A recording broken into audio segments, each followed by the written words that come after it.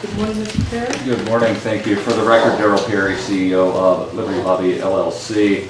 And like Mr. Freeman, I think that this should really only apply to governments. I think if you're going to pass this, a good amendment would be to strike everything that is not 422D:1, 2, or 9.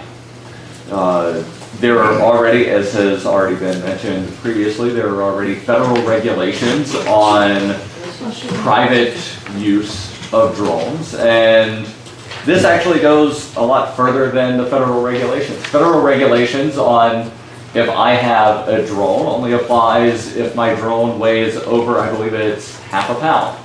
I actually have a friend who built a drone less than the federal weight limit so that he didn't have to go through the regulations of getting it registered, having to put an ID number on it, and he actually flew it inside at a convention, flew it inside the vendor area of the Radisson Hotel down in Manchester.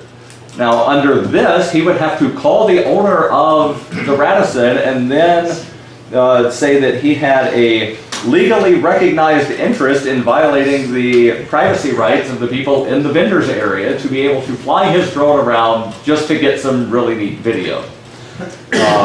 And then he would be subject to a misdemeanor. The bill does not specify if that would be Class A or Class B, so it could be something up to 1 year in incarceration simply for flying inside what is, open to the public but still on private property. Speaking of the identification requirements, again, the FAA requires that you register your drone and then you get the ID number, similar to what goes on an airplane or helicopter. This goes further and says that you have to put your name, your address, and your telephone number in addition to that federal number that has all of that info connected to it anyway.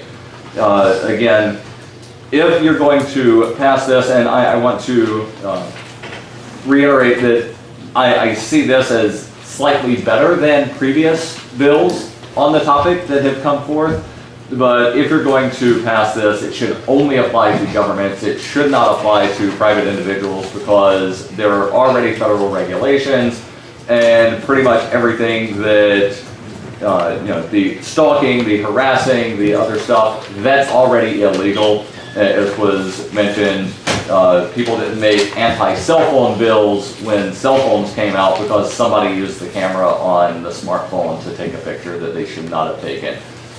So definitely take out everything regarding individuals, and I'll answer any questions. Thank you very much for your testimony. Are there any questions? Seeing none, thank you.